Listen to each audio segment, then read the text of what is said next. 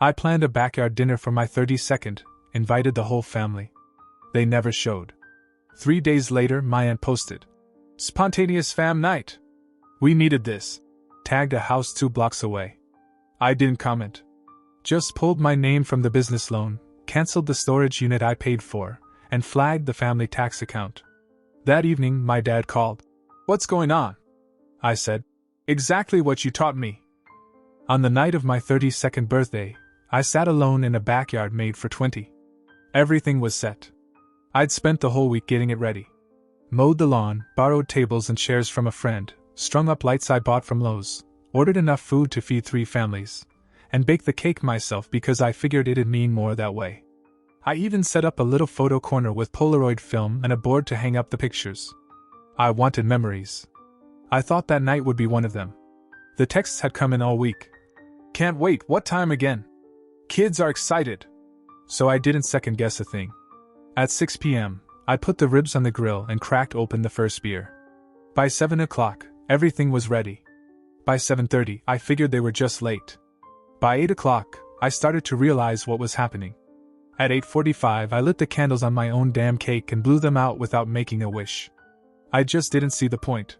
Not one of them came. Not my mom, not my dad, not my brothers, not my cousins. Not even my ex-wife, who had told me she'd bring the kids because they should be with you on your birthday. I sat there, beer in hand, looking around at the untouched food and chairs no one would sit in. My phone stayed quiet. No calls. No texts. No excuses. Just silence. 3 days later, Aunt Carol posted a photo in the family group chat. Everyone was there. My entire family smiling around a dinner table, plates full, glasses raised. My brother was wearing the flannel I gave him last Christmas. My mom was holding a pie I knew she hadn't baked, because I bought it. And in the background was a house I recognized. It was 2 blocks from mine. The caption read, "A spontaneous family dinner. We needed it red heart." No mention of me. No explanation. Not even a lie. That's what hit hardest. It wasn't an accident. It wasn't forgetfulness. It was intentional. They just didn't want me there. I didn't reply. I didn't ask why or call anyone to get answers. I wasn't going to give them the satisfaction of seeing me confused or hurt. I was done trying to earn a place in a family that had clearly voted me out. Instead, I opened my laptop and pulled my name off the business loan I was co-signing for my brother. Without me, it wouldn't go through. He knew that. I canceled the monthly payment I'd been making for Aunt Carol's storage unit. I'd paid it for 6 months. She never once said thank you. I found the old email about the overdue property tax on my parents' cabin, the one I paid to keep it from going into default, and forwarded it straight to my dad's inbox. No message, just the subject line. Yours. That night, my phone rang. My father's name lit up. I let it ring once, then twice, then answered.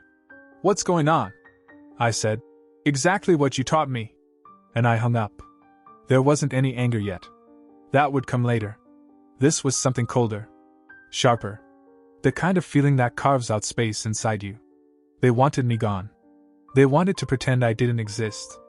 Fine. I'd disappear. But not before showing them how much they'd come to rely on the person they just erased. I didn't need to make a scene. I just needed to remove the supports. Quietly. Systematically. Like a house that suddenly forgets what's holding it up. This was just the beginning. 2 days after I pulled my name from the loan, my brother called. "No, hello, no. How are you? Just, why did the bank say the application's incomplete?" I was sitting in the garage throwing out boxes. Old ones filled with stuff I'd been storing for half the family. My cousin's wedding decor, my uncle's tool set, a pair of lamps my mom once said she'd pick up someday. I tossed one of them straight into the dumpster before answering. I told him, "Loan's not happening. You'll have to figure it out." He got quiet, then asked if I was seriously doing this over a missed birthday.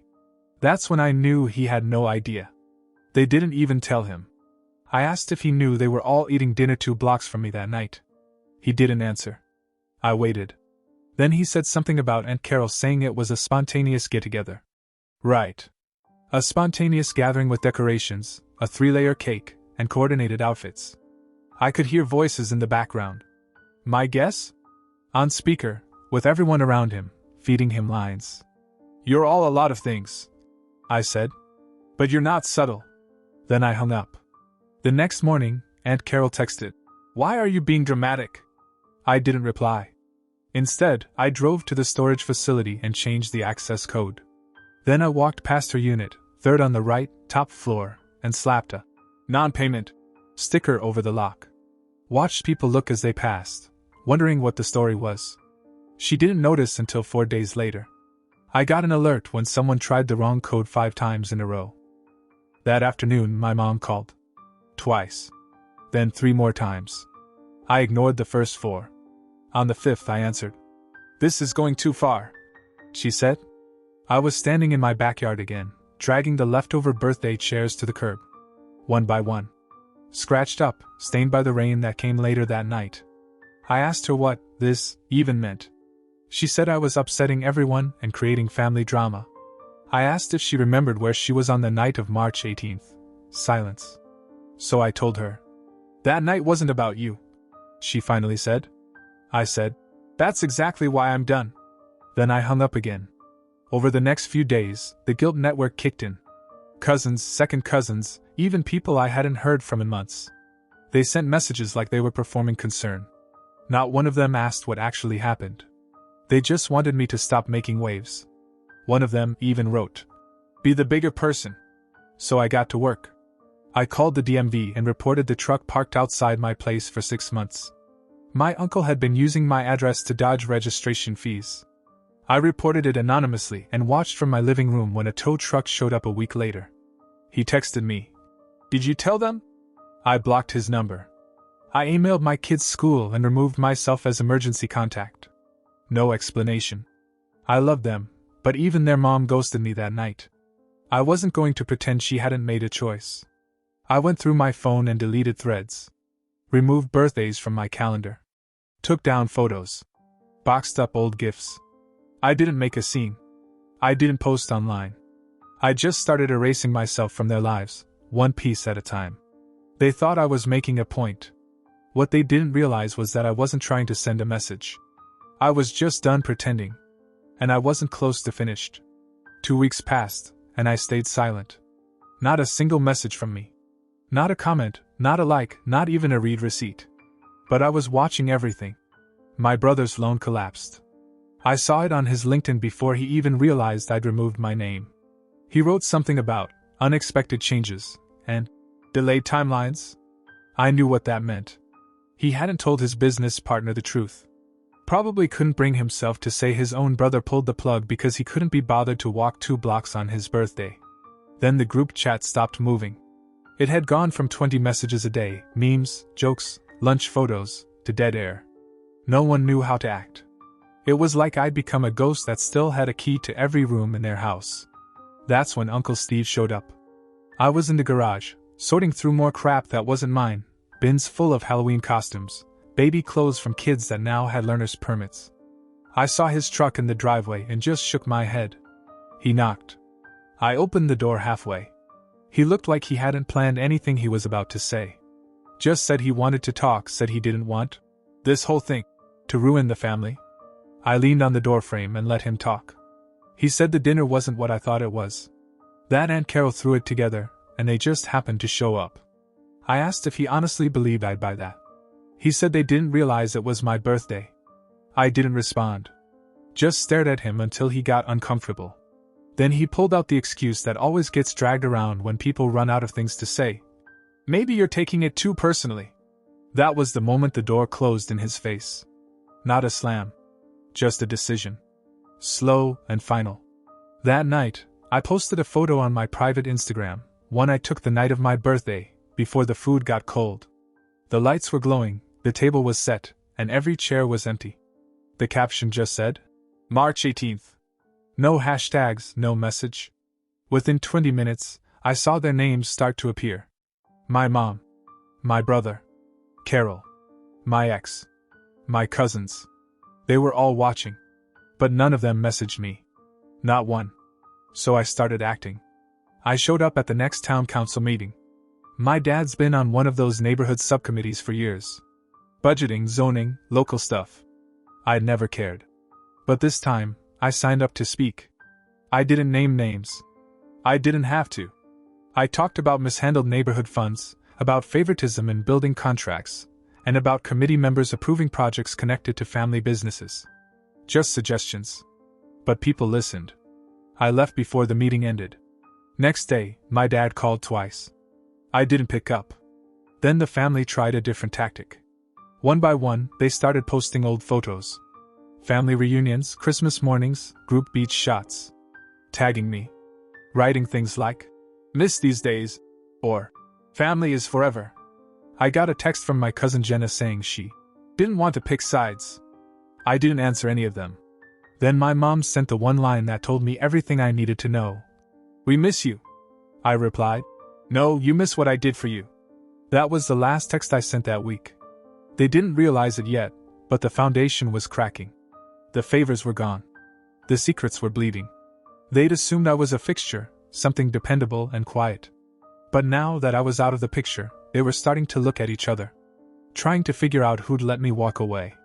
And the best part was, I didn't need to push. They were going to do the rest to themselves. By the third week, I could tell they were starting to feel it.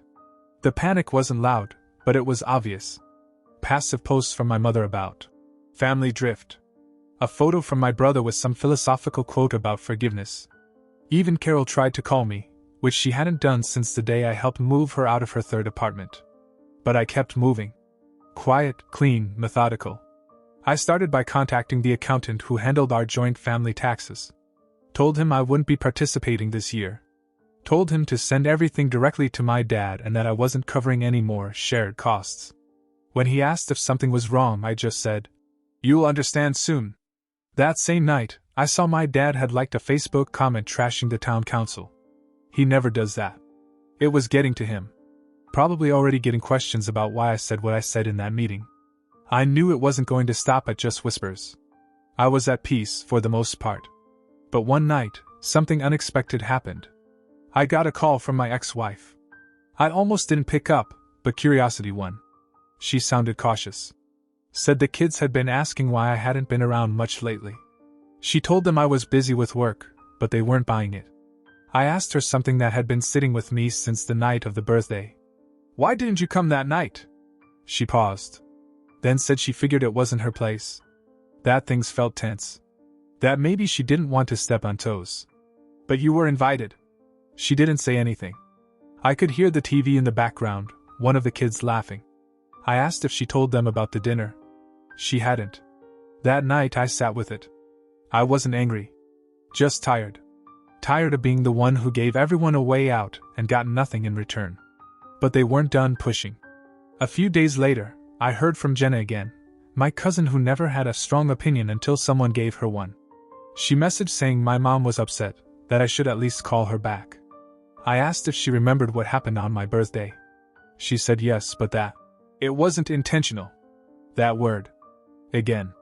Like forgetting your child's birthday is something that just slips through the cracks. Like 20 people accidentally coordinated an entire night without remembering the one person they'd all made promises to. So I sent Jenna a copy of the text I sent weeks before, the invite, the reminder, the "can't wait" reply she'd given. And then I said, "You all made a choice. This is me making mine." That was the first time she didn't reply. 2 days later, I found out my mom had called the school. Asked them to list me again as the emergency contact for the kids. Told them she had verbal permission. I had to go in person to set it straight. Signed a new form. Talked to the administrator. Explained everything, not in detail, just enough to make sure they understood I wasn't part of that circle anymore. When I walked out, I saw her car in the parking lot. She didn't get out. I didn't wave. I drove off first. I knew what was coming next. The family meeting. The intervention. The guilt trip. They were going to try and fix it, not because they understood, but because they were feeling the absence of everything I used to do. And I wasn't finished showing them what that absence really looked like. The group text hit Sunday morning, like they were all reading from the same script. Mom wrote, "Let's talk. This has gone on long enough. Dinner at our place, 6 p.m. No apology. No explanation. Just an invitation. It wasn't for me. It was for their own peace of mind. Damage control with dessert. I ignored it. Then at 5:41, my brother pulled into my driveway. I didn't even need to check the window.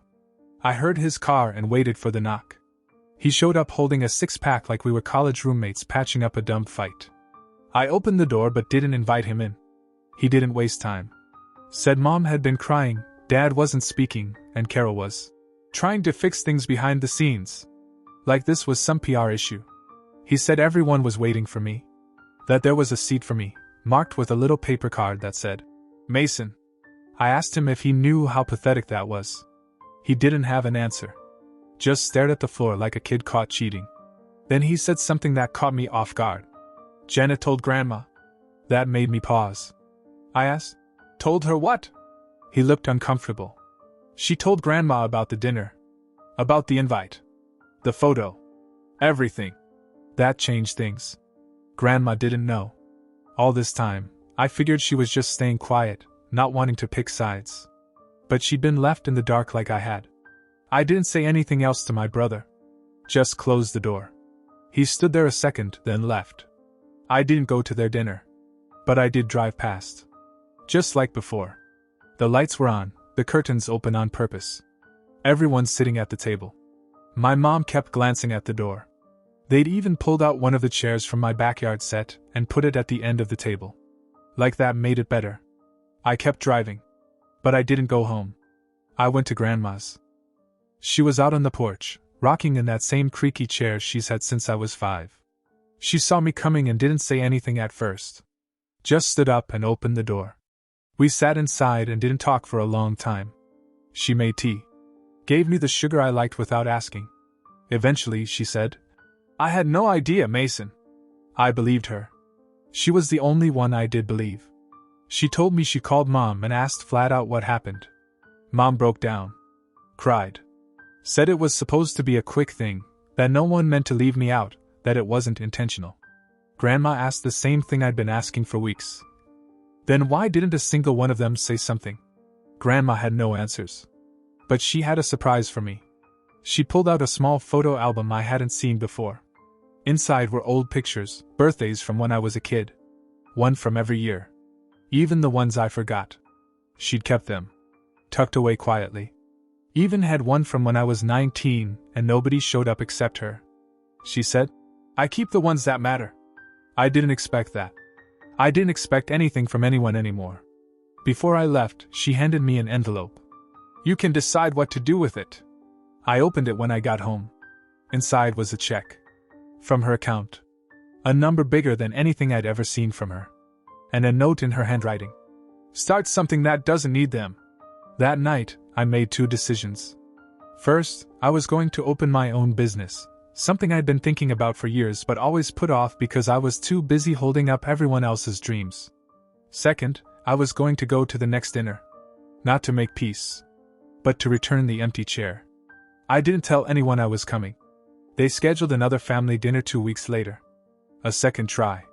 Mom called it a fresh start. Sent it in the group chat like a party flyer. This time they said all the right things. Just us. Let's talk. No pressure. The invite had my name at the top like they were hosting me at my own family's table. I didn't RSVP. But at 6:52 p.m., I pulled into their driveway with the chair from my backyard in the bed of my truck. The same one they'd left empty that night. Same scratch on the leg. Same faded paint. Still mine. I carried it across the lawn without saying a word. Through the front door. Past the cousins who went quiet when they saw me. Into the dining room. Everyone was there. All eyes on me. No one spoke. I walked straight to the table, picked up the new chair they'd set aside for me, one that clearly wasn't mine, and replaced it with the old one. The real one. I sat down. Mom looked like she wanted to cry. Carol cleared her throat. Dad didn't even try to hide the guilt anymore. I could see it plain as day. No one dared open with small talk. So I did. I said, I'm not here to make peace. The silence after that was the cleanest thing I'd ever heard in that house. I looked around the table. I came to give this chair back to its owner. Since that night, none of you wanted to sit with me. So keep it. Then I stood up and walked back out. Behind me, I heard my name. A couple of voices. None of them got up. I placed the chair at the curb and walked to my truck. Jenna followed me out, jogging barefoot. She asked if I was serious, if I was really walking away from all of them. I said, "You all walked first." Then she asked if this was how it ends. I looked at her and said, "I don't know." Because I didn't. That week, I opened a business account with Grandma's check. I leased a small space in town. Quiet place, brick walls, big windows. No partners. No brothers. No one to ask me for favors or pull me into their messes. Just mine. A few days after that, my ex-wife dropped the kids off early. She didn't say much. Just hugged me longer than usual. Said the kids had missed me. I told her I knew. They ran inside. Laughed. Sat at the kitchen table, not even realizing how different this house felt now. At night, I sat on the porch and thought about everything. The absence. The noise. The years I spent trying to earn something that should have been free. And then, another surprise. My mom stopped by. Alone. No warning. She didn't come inside. Just stood on the sidewalk. She didn't beg or explain or ask for anything. She said, "I didn't know what we were doing until it was too late." I told her, "Neither did I." Then she said something I'll never forget. "I don't expect you to forgive us. But I hope, someday, you believe we finally saw it." The next time there was a family dinner, I went. Not because I needed to. Because the kids asked me to. It wasn't the same. Probably never would be. But when I looked around the table, I saw something new in their faces. Discomfort. Awareness. Maybe even change. And as I sat there, I realized something strange. We'd made up. But I wasn't sure if that was a good thing. Let me know if you'd like a follow-up story from another perspective or a continuation. The one update. It had been 4 months since the dinner with the chair. Since the quiet apologies, the hesitant texts, the awkward hugs that tried to bridge a chasm no one had mapped out yet.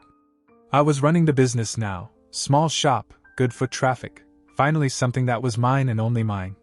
Things with the family were polite. Hollow.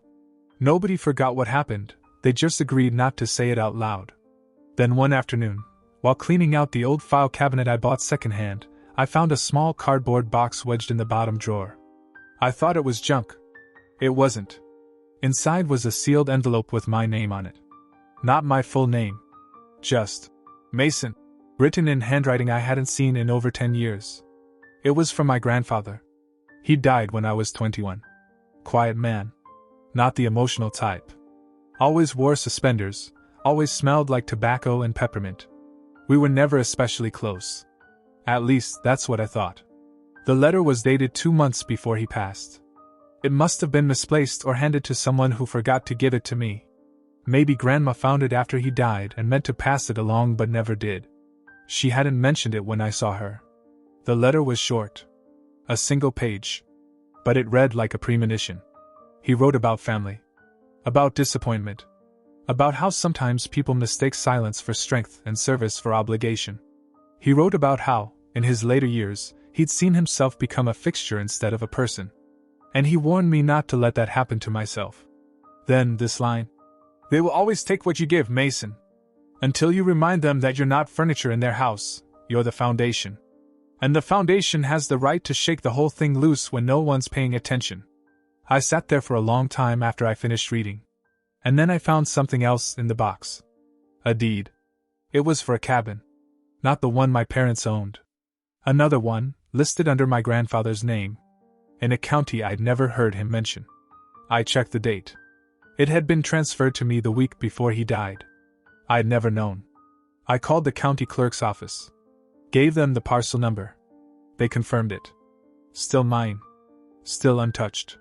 No one had ever tried to claim it. I haven't told anyone yet. Not Grandma. Not my parents. Not even the kids. Next weekend, I'm driving out there.